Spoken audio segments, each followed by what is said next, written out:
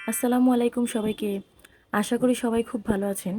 অনেক দিনের ইচ্ছে ছিল এই মেঘ পাহাড়ের দেশে আসার। অবশেষে আজ আমরা ঘুরে বেড়াবো মেঘালয় পাহাড়ের কোল ঘেঁষে বয়ে চলা অপরূপা জাদুকাটা নদী। ওপারে ভারতের মেঘ ছুঁয়ে থাকা বারিক্কা টিলা আর পাথুরে ঝর্ণার কলকল শব্দে মুখরিত লাকমাছড়া। এই সব কিছুর সৌন্দর্য একসাথে উপভোগ করতে চলে আসলাম সুনামগঞ্জের তাহিরপুর উপজেলার টাঙ্গুয়ার হাওরে। টাঙ্গুয়ার হাওরের এই শান্ত জলরাশি, লাকমাছড়ার হিমশীতল পানি আর জাদুকাটার রূপ সত্যিই আমার মনে গেঁথে থাকবে। প্রকৃতি আমাদের কত সুন্দর উপহার দিয়েছে, তা এখানে না আসলে বুঝতামই না। আজকের এই মেঘ পাহাড়ের গল্পটা আপনাদের সাথে শেয়ার করছি, অবশ্যই পাশে থাকবেন। চলুন শুরু করা যাক গল্পটা। দিক দিগন্ত পার হয়ে শত শত মাইল দূরে আমাদের গন্তব্যস্থল সুনামগঞ্জের তাহিরপুর। খাল বিল নদী নালা মেঠো পথ, ধানের ক্ষেত, হাওর, গাছপালা ও প্রকৃতি দেখতে দেখতে আর গল্প করতে করতে পথটা যে কখন ফুরিয়ে এলো টেরই পেলাম না।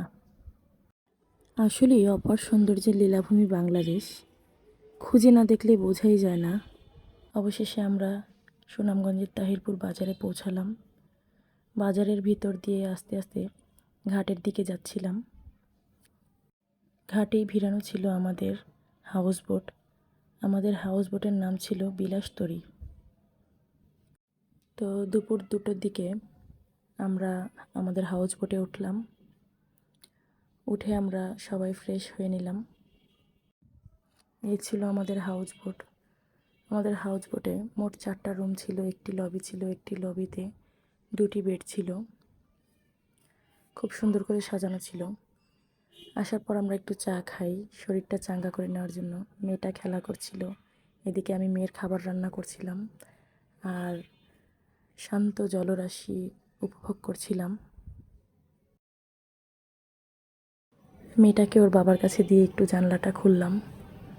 কি চমৎকার অপরূপ দৃশ্য, মন জুড়িয়ে যায় আসলে।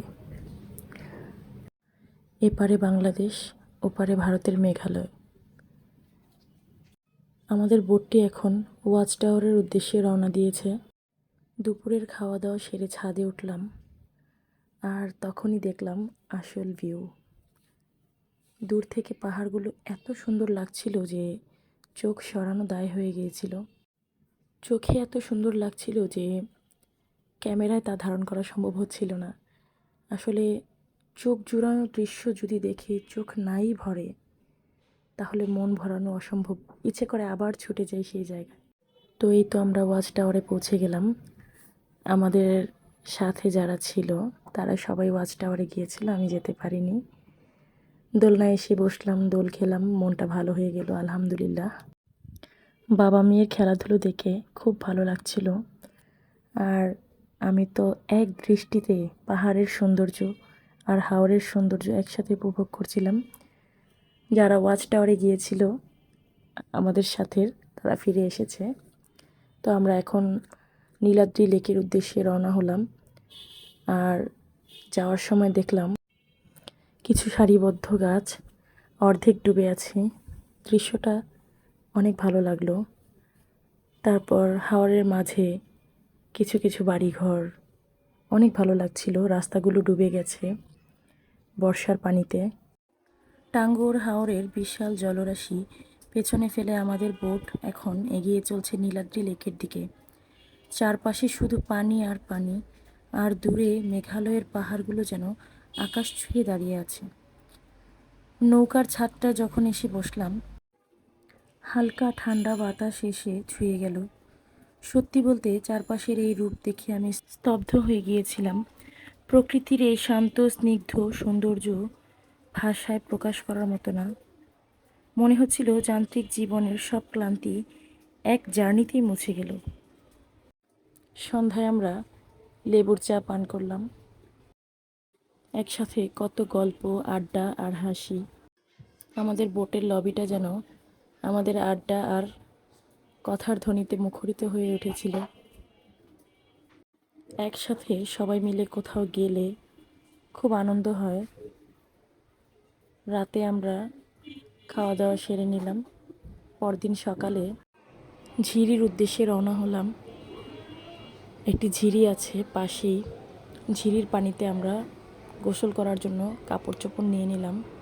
সাফা ওর চাচুর সাথে হাঁটছে আর আমি একা একা হাঁটছিলাম। এত সুন্দর জায়গায় হেঁটে যেতেও ভালো লাগে, কোনো ক্লান্তি আসে না, বরঞ্চ একরাশ মুগ্ধতা মন ভরিয়ে দেয়। অবশেষে নামলাম সেই ঝিরির ঠান্ডা পানিতে। এত ভালো লাগছিল যে শরীর মন দুটোই জুড়িয়ে গেল। ঝিরির পানি পান করলাম, ঝিরির পানি দিয়ে গোসল করলাম। তারপর নীলাদ্রি লেক পার হয়ে কিছু কেনাকাটা করতে বড়ছড়া বাজার গেলাম। সেখান থেকে ফিরে এসে হাউসবোটে লাঞ্চ সেরে বিশ্রাম নিচ্ছিলাম। নীলাদ্রির নীল জলকে বিদায় জানিয়ে আমাদের এবারের গন্তব্য জাদুকাটা নদী। নীলাদ্রি থেকে জাদুকাটা এই পথটুকু শুধু দূরত্বের নয়, যেন প্রকৃতির এক রূপ থেকে অন্য রূপে প্রবেশের গল্প। যত এগোচ্ছি পাহাড়গুলো ততটাই স্পষ্ট হয়ে উঠছে। মাঝে মাঝে ছোট ছোট পাহাড়ি ছড়া, মাটির রাস্তা আর দূর সীমান্ত পাহাড়ের কোল ঘেঁষে দাঁড়িয়ে থাকা বাড়িঘর। প্রকৃতির এক অদ্ভুত নীরবতা আর স্নিগ্ধতা মিশে আছে এই পুরোটা পথে। এই সৌন্দর্য শুধু ক্যামেরায় বন্দি করার মতো নয়, একদম হৃদয়ে গেঁথে রাখার মতো। সন্ধে নামার ঠিক কিছুক্ষণ আগে আমরা নামলাম শিমুল বাগানে। মেয়ে তার বাবার সাথে হাঁটছে, তার আন্টির সাথে হাঁটছে। তারপর আমরা হাউস বোটে ফিরে আসি সন্ধে নামলে। এসে নাস্তা করলাম। তারপর সন্ধ্যার কিছুক্ষণ পরই বৃষ্টি শুরু হলো। শিমুল বাগানের ঘাট থেকে আমরা বারিককাটিলা ঘাটে আসলাম। বারিককাটিলা এসে এত সুন্দর বৃষ্টি উপভোগ করলাম। একটি ঝর্ণা দেখা যাচ্ছিল। ঝর্ণার শব্দটা আমাদের কানে দূর থেকে ভেসে আসছিল।